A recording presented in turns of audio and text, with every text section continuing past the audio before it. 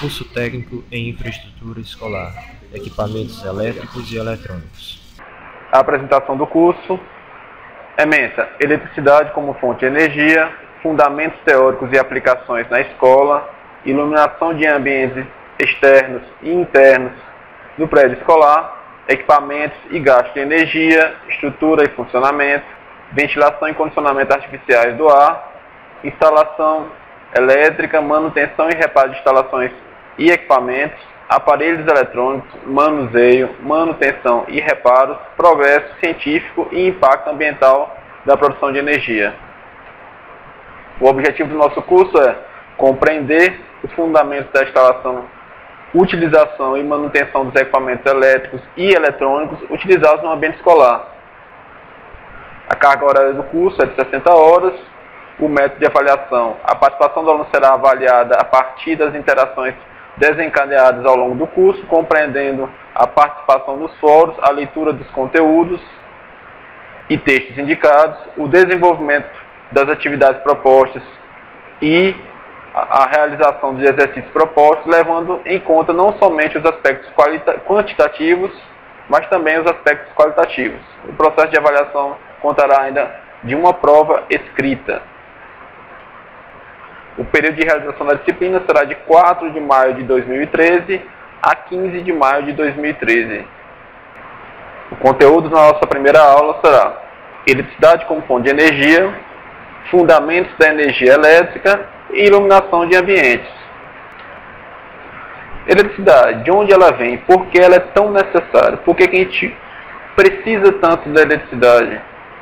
Então, a geração de energia elétrica ela provém de vários meios, várias matrizes energéticas, desde a matriz térmica, matriz eólica, que é a matriz dos ventos, a matriz solar, proveniente dos raios solares, a matriz nuclear, que é a energia do átomo, a hidráulica, que é proveniente da energia potencial dos rios, e a energia mecânica também, a energia gerada por motores, a combustão interna, a parte de geração proveniente de geysers, por exemplo, é transformada em energia mecânica, e essa energia mecânica é transformada em energia elétrica, Sendo que a matriz nacional ela é basicamente uma matriz termo-hidroelétrica, ou seja, ela é baseada em usinas termoelétricas e usinas hidroelétricas.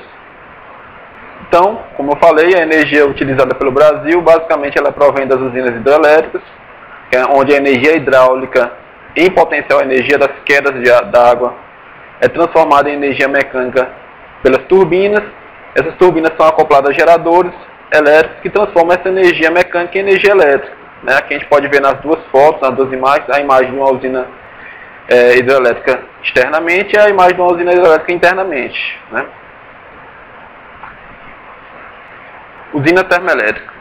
Outra importante matriz energética nacional são as usinas termoelétricas. O que a usina termoelétrica faz? Ela transforma a energia química dos combustíveis fósseis em energia elétrica. Essa energia química é transformada em calor, esse calor gera vapor, esse vapor é interligado a uma turbina, essa turbina ela é interligada a um gerador de energia elétrica, que transforma essa energia mecânica proveniente desse vapor em energia elétrica. É uma energia muito cara, é uma energia muito poluente, porque ela utiliza normalmente combustível fóssil, ou gás natural, ou querosene, ou lenha, carvão, mineral. Então ela torna a energia bem cara e bem poluente. A transmissão e distribuição de energia elétrica. A gente viu como é feita a geração de energia elétrica, mas o principal enfoque para a gente entender é que essa energia tem que chegar ao mercado consumidor. Normalmente essa energia é gerada longe do mercado consumidor. O Piauí, por exemplo, ele é abastecido por energia elétrica proveniente da usina de Tucuruí, no Pará, e da usina de Boa Esperança, que fica aqui no Piauí também. Então, normalmente os centros que utilizam essa energia, elas ficam longe do local gerador. Então, para isso a gente utiliza as linhas de transmissão. As linhas de transmissão levam essa energia elétrica das unidades geradoras para as unidades consumidoras, passando por uma série de equipamentos, uma série de estruturas, que elevam a tensão, abaixam a tensão, até chegar na linha de distribuição, que é onde é feito o ramal de ligação da residência. Esse local é que vai ser o contato do consumidor com a eletricidade.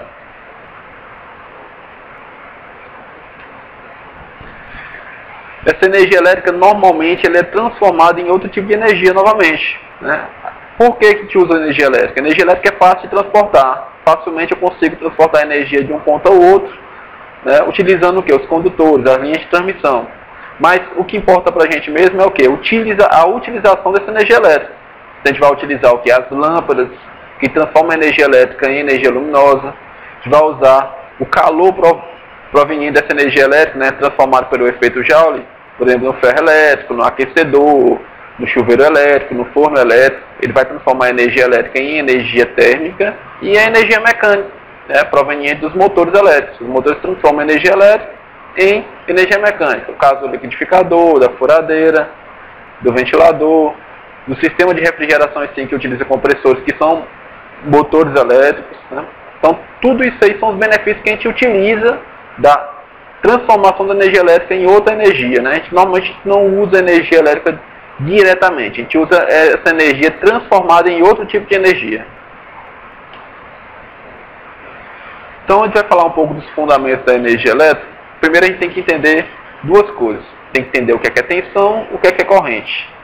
A tensão elétrica é provocada pela diferença de potencial elétrico entre dois pontos, né? Então, para mim ter uma tensão elétrica, eu tenho que ter dois pontos com diferentes potenciais elétricos. Se você olha para uma tomada, por exemplo, ela tem aqueles dois pontos, um é chamado de fase, o outro é chamado de neutro, e nela tem uma diferença de potencial média de 220 volts, né?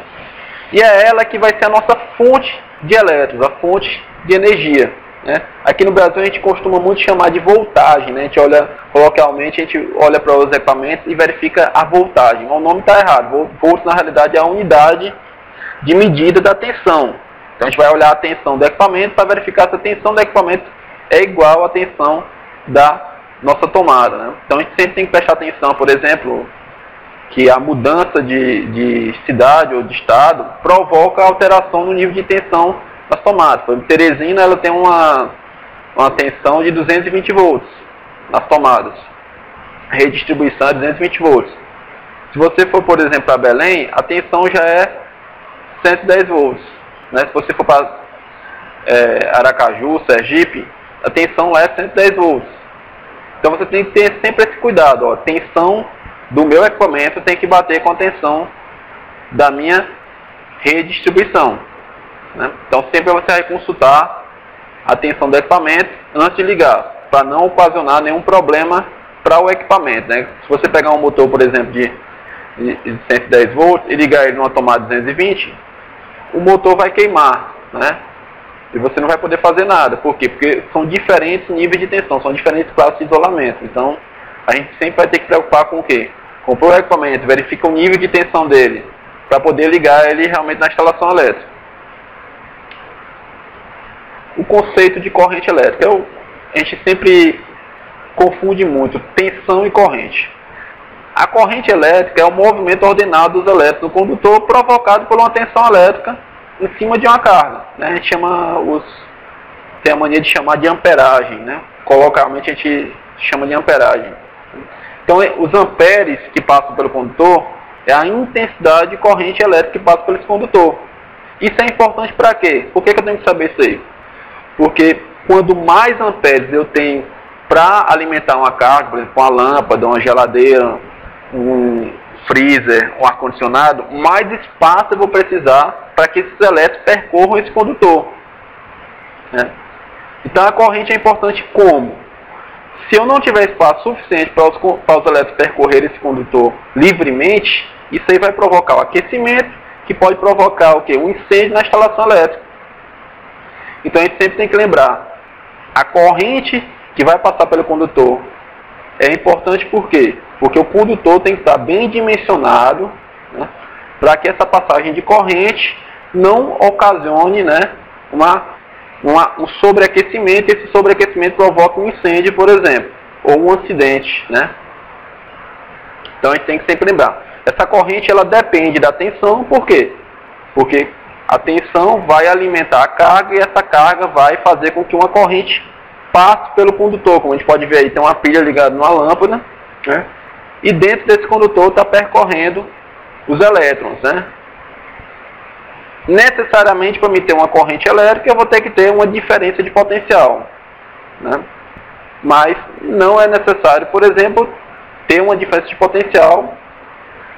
Não quer dizer que eu tenho uma corrente elétrica, né? O pessoal normalmente confunde quando olha para uma tomada, tem dizendo lá, tomada 220 volts, corrente de até 10 amperes, ou seja, não significa que tem 10 amperes naquela tomada, porque não tem nada ligado nela. Só se eu ligar um equipamento que consuma os 10 amperes de intensidade de corrente, é que ele vai realmente chegar aos 10 amperes. Mas se não tiver nada ligado, a corrente lá vai ser zero, né? A corrente vai ser nula. Tem também que ter noção de que existem dois tipos de correntes utilizadas, a corrente contínua e a corrente alternada, né? O que é que a corrente contínua faz, o que é que a corrente alternada faz? A corrente contínua normalmente ela tem um único sentido, por isso que ela é chamada de corrente contínua. Ela sempre circula do polo positivo para o polo negativo, é o caso das baterias, pilhas, né? As fontes de tensão dos equipamentos eletrônicos, por exemplo, o notebook, as fontes do celular, são corrente contínua, né? A transmissão e distribuição de energia elétrica é feita com corrente alternada, né? Ou seja, eu não tenho polo positivo e nem polo negativo, eu tenho fases, né? A gente chama de tensão monofásica, porque só são a fase e o neutro. Trifásico, são 3 fases, né? Então, na corrente alternada, ela é utilizada principalmente pela facilidade que você tem de aumentar e diminuir o nível de tensão através dos transformadores, né? Aqui no Brasil, por exemplo, a gente usa uma tensão alternada que ela alterna de positivo para negativo 60 vezes por segundo, ou seja, ela tem uma frequência de 60 Hz. O Brasil, por exemplo, na América Latina é o único país que utiliza essa frequência de 60 Hz. Os restos dos países da América Latina usam uma frequência de 50 Hz. Isso é justamente pelo padrão adotado, né? O Brasil adotou um padrão americano e o resto dos países latinos, eles adotaram um padrão europeu, que é os 50 Hz. Mas isso não influencia tanto para a gente, não. Então a grande vantagem dessa corrente alternada é você conseguir alterar ela facilmente, sem perdas, né? O transformador ele é uma das máquinas mais perfeitas de transformação de energia, então ele transforma a tensão alternada de baixa tensão para alta tensão com uma perda muito pequena. E com isso eu consigo transmitir energia elétrica facilmente até as nossas residências, né? Com a corrente contínua seria um pouco mais complicado fazer essa transmissão de energia elétrica, né? Então essa energia é encontrada nas centrais elétricas, nos alternadores dos automóveis. Os automóveis geram corrente alternada que depois é retificada e transformada em corrente contínua para alimentar as baterias, né? Mas é importante entender que a corrente alternada é a corrente que a gente utiliza na instalação elétrica residencial, predial, industrial, né? Nas escolas, por exemplo. O conceito de resistência elétrica, né? Então, para a gente entender o seguinte, para eu ter uma corrente elétrica, eu tenho que ter uma carga. E essa carga vai ter uma resistência elétrica, né? Essa resistência normalmente é dada em ohms, né? Essa letra grega aí parece um fone de ouvido. E quando menor a resistência, maior vai ser a corrente no circuito. Por quê? Porque menos dificuldade os elétrons vão ter de percorrer o circuito elétrico.